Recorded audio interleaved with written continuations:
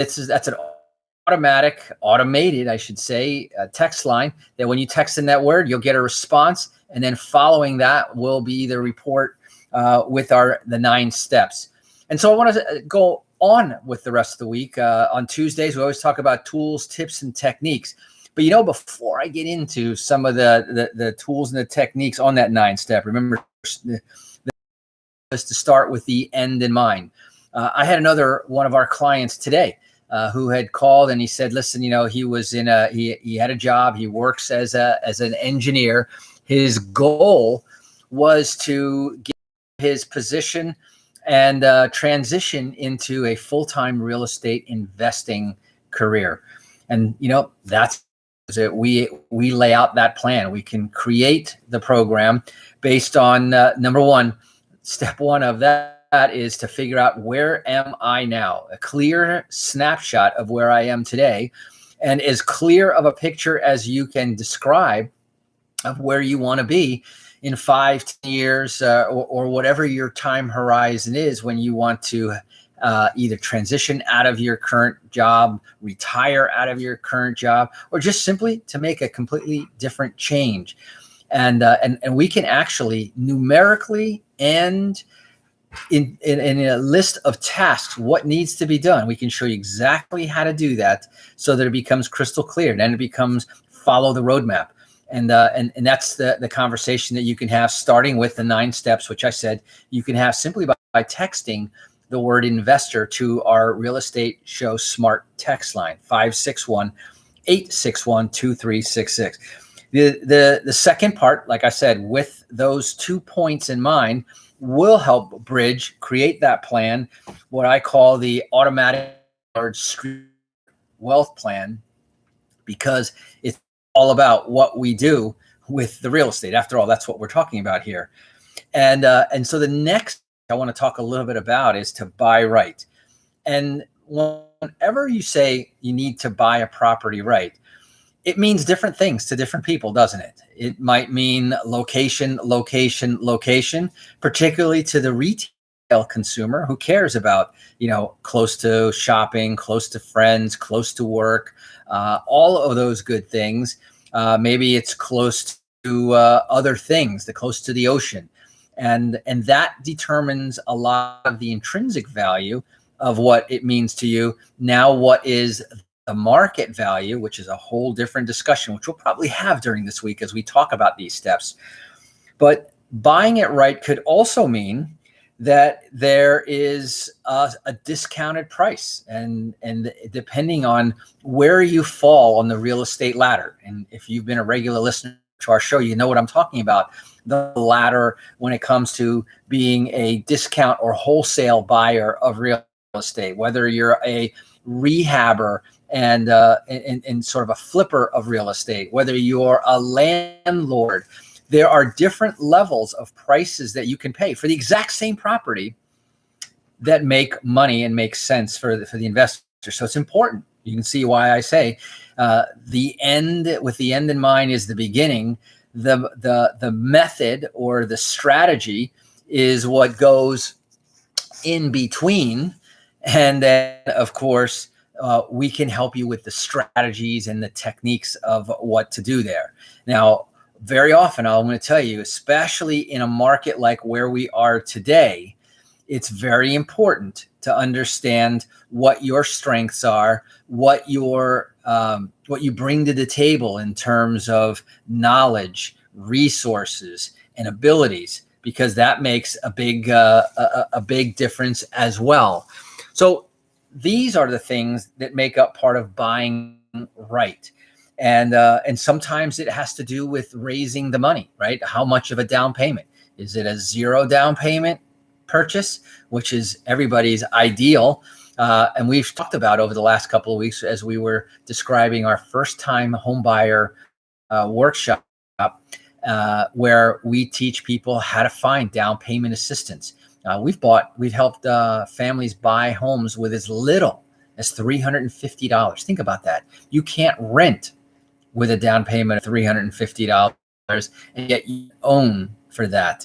And that leads me to a conversation that I wanted to have, because the big problem that we have in the marketplace, probably the biggest obstacle buying right, is the competition for the limited resources that are, or inventory, say, in the market. And the things that you will know about the market is that we just don't have enough inventory. Well, the solution to that is not more people selling. It is more inventory in the marketplace. After all, we spent nearly 10 years of not buying or not building any inventory. When we had the real estate bubble back in 2008, while the rest of the economy was trying to figure itself out, real estate simply stopped, right? It didn't go anywhere. The physical asset didn't get up and walk. It didn't shrivel up and dry up and go away. It just was there. But worse than that is that there was no additional inventory, because there's always, there's additional population. There's additional people moving into the United States from outside the United States. There's additional people being born every single day. So naturally, there has to also be a parallel in the inventory, which for almost 10 years, and that's why we're having the situation that we have. This was a very predictable situation. When it would happen was a matter of when the market was going to come back and be in full strength. And as you can see, over the last 4 years, we've seen a constantly improving market to where we were really white hot right before the pandemic. And now we're seeing that real estate wasn't so affected by the pandemic. In fact, I think the pandemic put more focus on what the real values of real estate are. It's not just a place for you to sleep. It's a place for you to eat, live, work out, and for many people also was where the environment that you had to spend a lot or all of your time. So now the quality, the size, the location of real estate all became much more in focus. And needless to say, the idea of just having a stackable building that everybody lives in is no longer the necessity to have social distancing. So this was this was an article that was published yesterday, and it said that home builder sentiment improves for the first time in 3 months after a big drop in lumber prices. And we had talked about in some previous shows why the challenge that builders were having is building something that was profitable enough for them to want to build and affordable enough for the home buyer to be able to afford. And then you had the skyrocketing prices of lumber. You're still having shortages in materials all over the place. I hear shortages in everything from the materials to construct a swimming pool. My neighbor across the street was having that problem. Locating paints. My painters were having that problem this last week.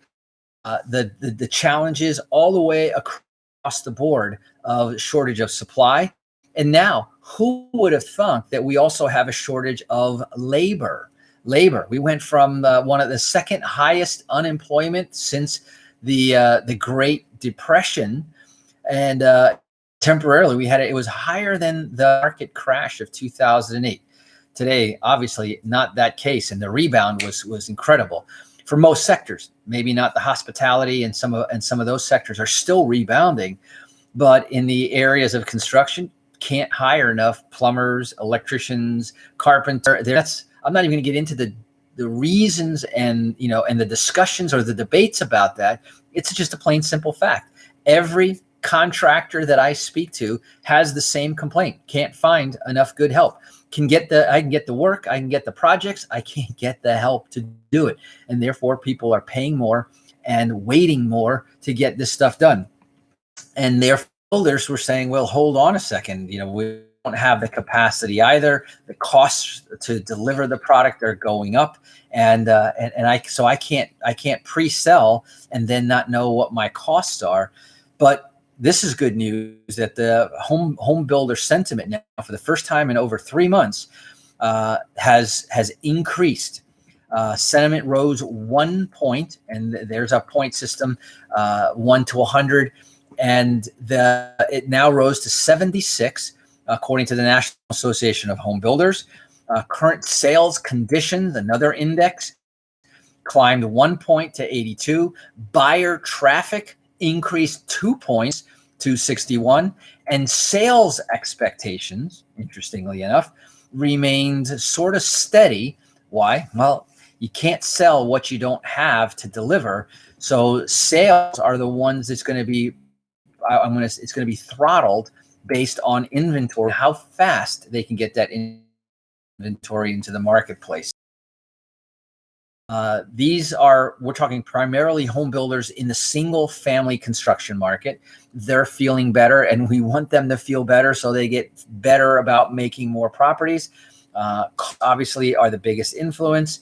And the September data, which we're still in, shows stability as some building material cost challenges ease, particularly for softwood lumber. However, delivery times remain extended, like we just talked about. The chronic construction labor shortage is expected to persist as the overall labor market recovers. And therefore, for all of you doom and gloomers out there, they're saying that the market is getting ready to crash. It can't sustain. Right now, as long as our economy stays good, the real estate market will stay good. And the thing to watch as we go along, because remember, the days of fog-a-meter get a loan are behind us. Today, we're talking more in terms of what is affordable. And so the more people that go back to work, and now, of course, with demand for labor and a shortage of supply of labor, what will happen there also? The cost of labor will go up.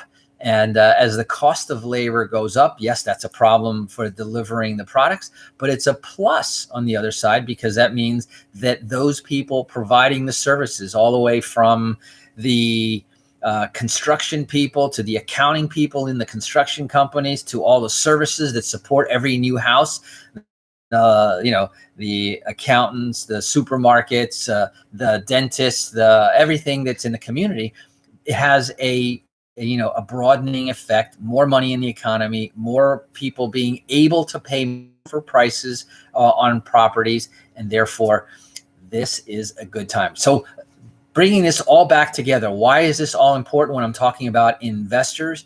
Well, one of the things as an investor, we're always looking down the road. Remember I said buy right, and we have to buy right based on what's going on.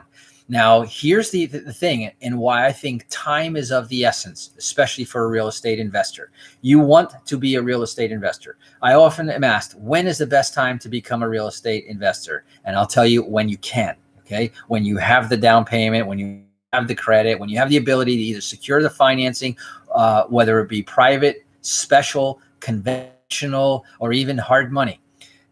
You can do it is when you want to get in, as long as you follow, and we're going to talk about this throughout the week, some of the cardinal rules, and these don't change. I don't care what economy that you're in.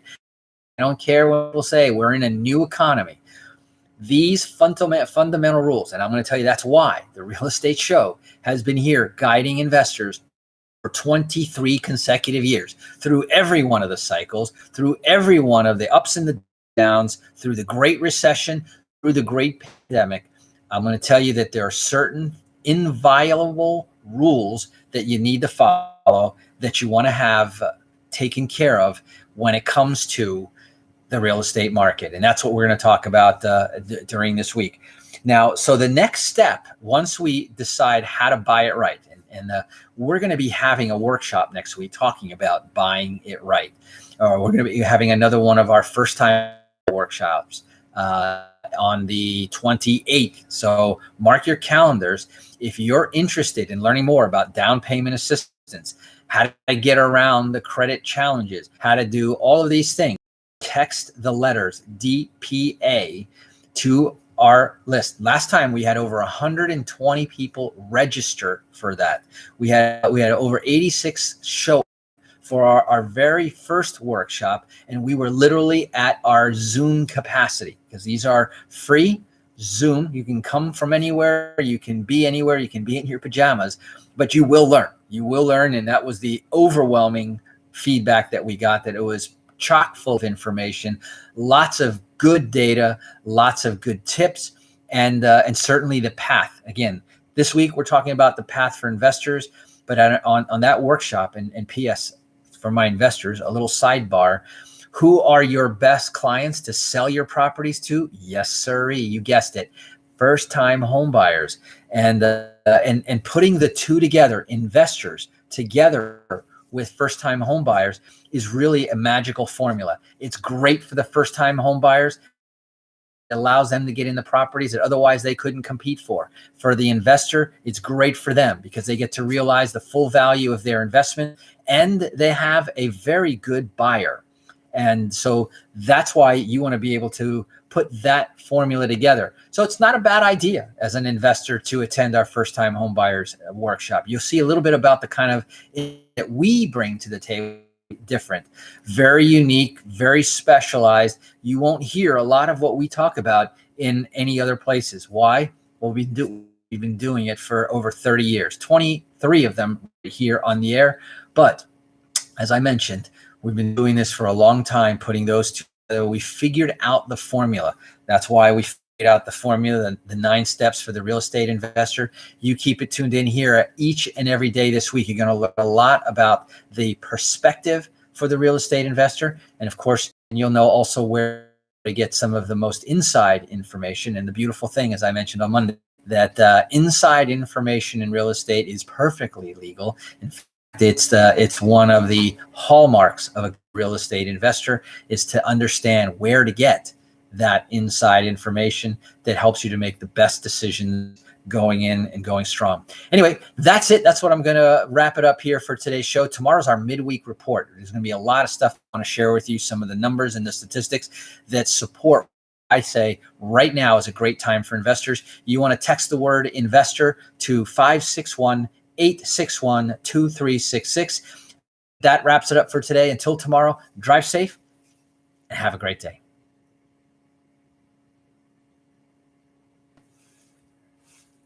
I don't hear anything anyway, so.